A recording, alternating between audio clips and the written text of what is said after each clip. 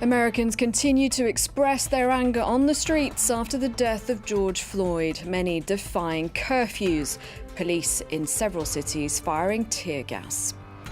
In Paris, a protest against police brutality drew more than 20,000 people, some setting fires and clashing with police as night fell. And Brazil's COVID-19 deaths pass 30,000. The president, though, still downplaying the pandemic, and parts of the country have partially reopened. Hello and thanks for joining us here on France 24. I'm Claire Pride.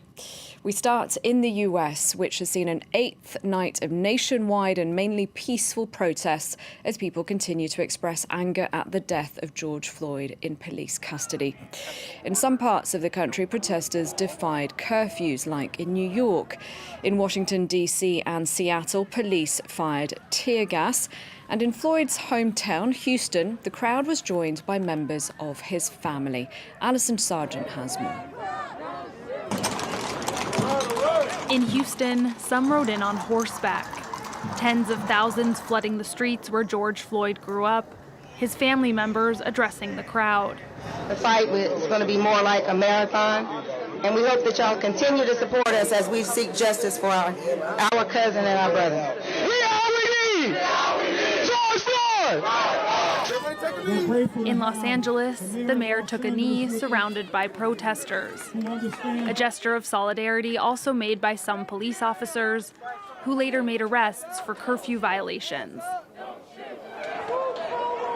Police in New York also detained protesters as they enforced the city's first curfew in 75 years, put in place this week by authorities to quell chaos and looting.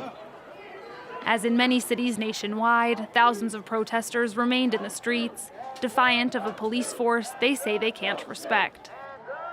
If they can get away with doing whatever they want, why can't we? We fought for our freedom for years, and we still have to deal with racism, discrimination. Even after curfew, no violence. We will not let Trump degrade our democracy today. New York's mayor has rejected calls from the state's governor and the president to bring in the National Guard. In Washington, the troops made a show of force on the steps of the Lincoln Memorial. Tension in the Capitol ebbed and flowed a day after police aggressively cleared protesters out of Donald Trump's path. By nightfall, police again launched tear gas on crowds who remained at the White House fence, determined to keep up the pressure. Now, the protests over George Floyd's death, police brutality and racism started in Minneapolis, where Floyd was killed. That's in the state of Minnesota, whose governor announced on Tuesday an investigation into the policies and procedures of the Minneapolis Police Department. Julia Kim reports. George Floyd's 6-year-old daughter clung to her mother as she spoke to the press for the first time about his killing. This is what those officers took from me.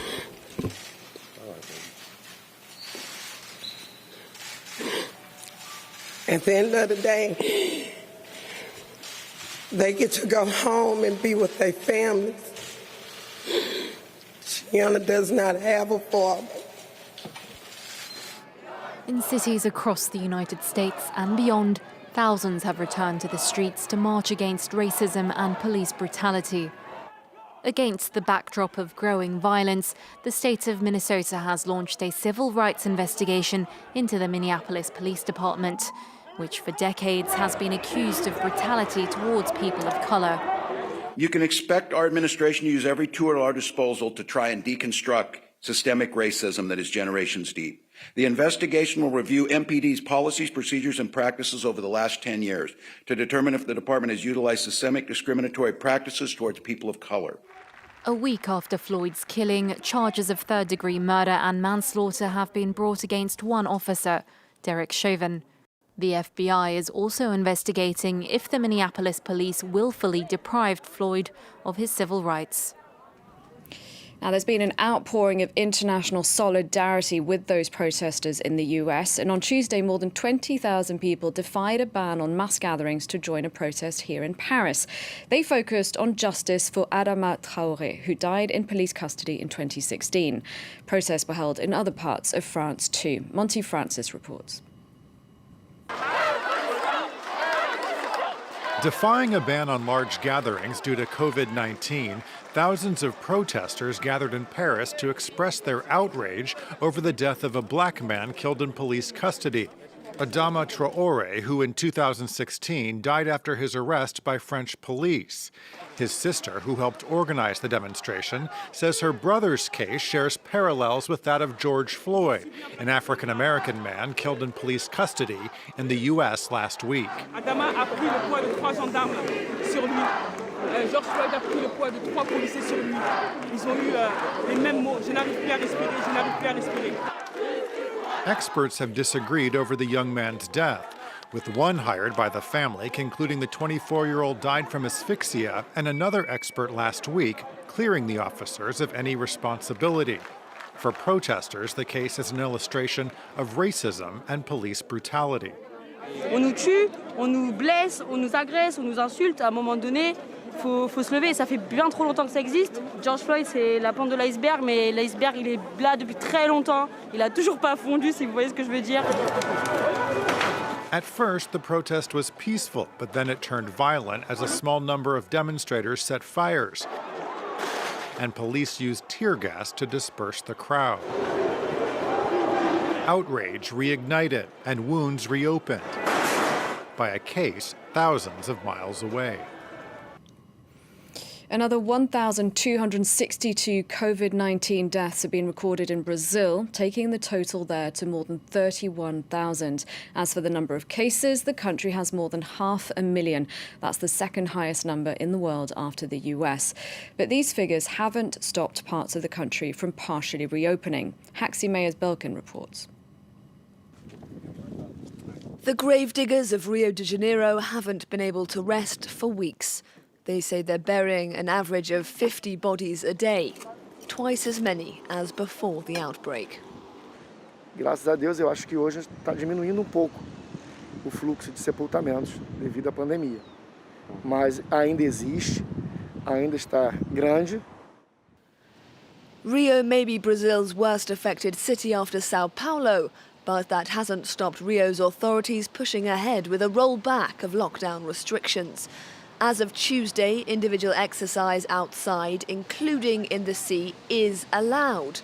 Some non-essential businesses in the city have also been given the green light to reopen. Rio's mayor nonetheless reserving the right to backtrack at any point if the number of new cases spikes.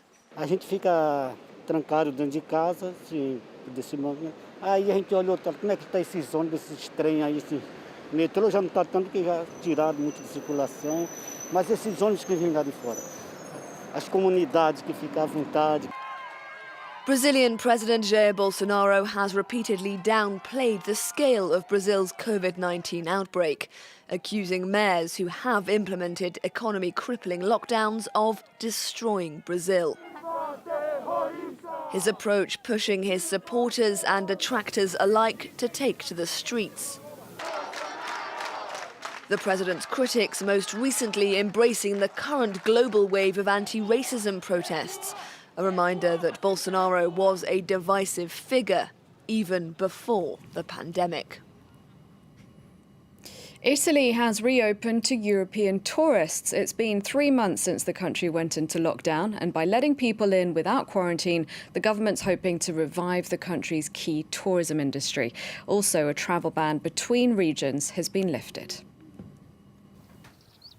After 3 months of an economically crippling lockdown, La Dolce Vita is up for grabs once again.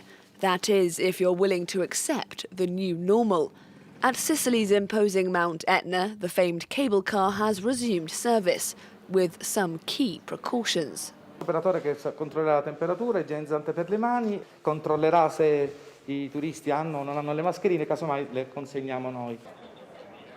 In Rome, meanwhile, the Sistine Chapel opened to the public on Tuesday. giving locals one day to appreciate Michelangelo's Last Judgment without the crowds the country's expecting and praying for from Wednesday. Je profite de cette occasion assez exceptionnelle de le voir en petit comité pour profiter un peu mieux de la chapelle Sixtine qui, pour une fois, ne ressemblera pas à la gare du Nord un jour de grève. The Colosseum too has opened its doors, but anyone wanting to visit will have to make a reservation in advance and wear a mask. Sono ora per un periodo sperimentale di circa 30 giorni fino al 30 giugno. Poi dipende da come appunto va la curva epidemica. A stone's throw away in the ancient Roman port city of Ostia, meanwhile, visitors will now have to follow a series of set paths through the ruins, a chance to get a better look at them, according to restorers. Tourism accounts for 13% of Italy's GDP. With many foreigners still being advised against travel to Italy, authorities know they face an uphill battle to get the country's tourism sector back on its feet.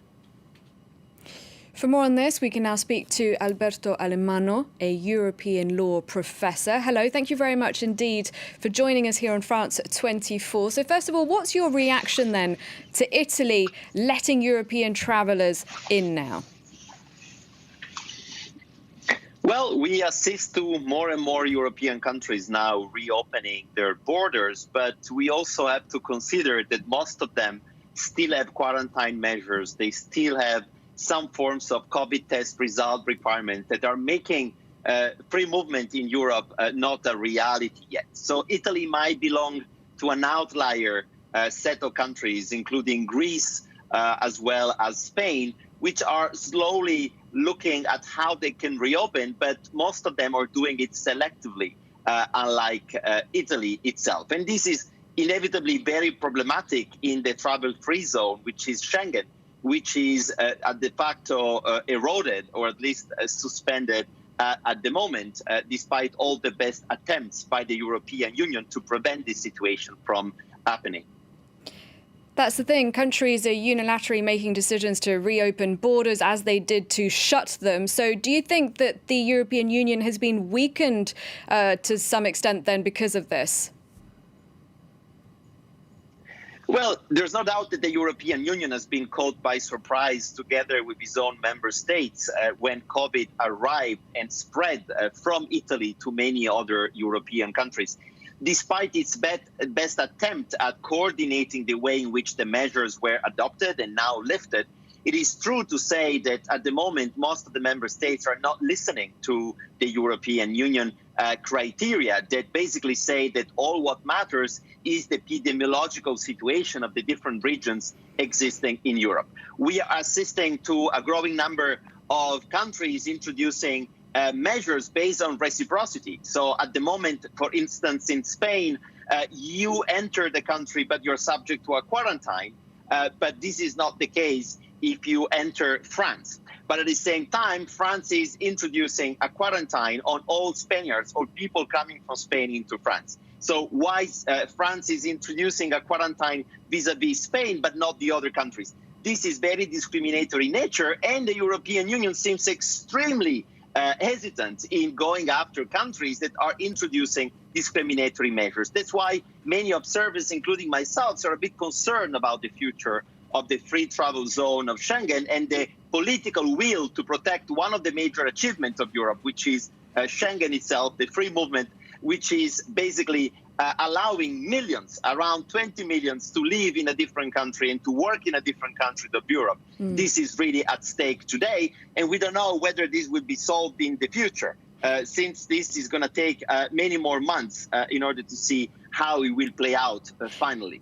And what about the fact that Italy was hit first in Europe and very hard, and there was, it's fair to say, I think, little help at first from its neighbours in Europe. Has that affected how Italians feel about Europe at all? Obviously, the fact that the European Union has been hesitant, together with the other member states, to assist Italy in the very first stages of the pandemic played an enormous role in the way in which the average Italian perceives the Union. At the same time, this is also giving an opportunity, when you look at the current polls, for Italians to see Europe as the potential savior in the future when it comes to the financial crisis, not only the sanitary crisis. So I think my own assessment is pretty mitigated. I think Europe still has a chance to fix this original sin that somehow caused in its slow reaction vis-a-vis the pandemic arrival in Italy. And we see a lot of happening now in Brussels with more and more European leaders finally reacting and saying we are here to be together and to come up with a solution that might address the sanitary emergency, but also the financial one, and potentially the democracy emergency, meaning what is going to be the future of Europe. Because if we are not able together to tackle a pandemic, which is a cross-national threat, what are we here together for? And I think this is the big question that is going to keep busy political leaders after the summer, when the conference on the future of Europe will have to determine why we are together and how we can potentially transfer more competences from the member states to the union, and perhaps to repatriate some competence from the EU to the member states. So there is a bit of a moment of truth for Europe in 2020. Alberto Alemanno, thank you very much indeed for your time and your analysis. That's it for this edition. Do stay tuned to France 24.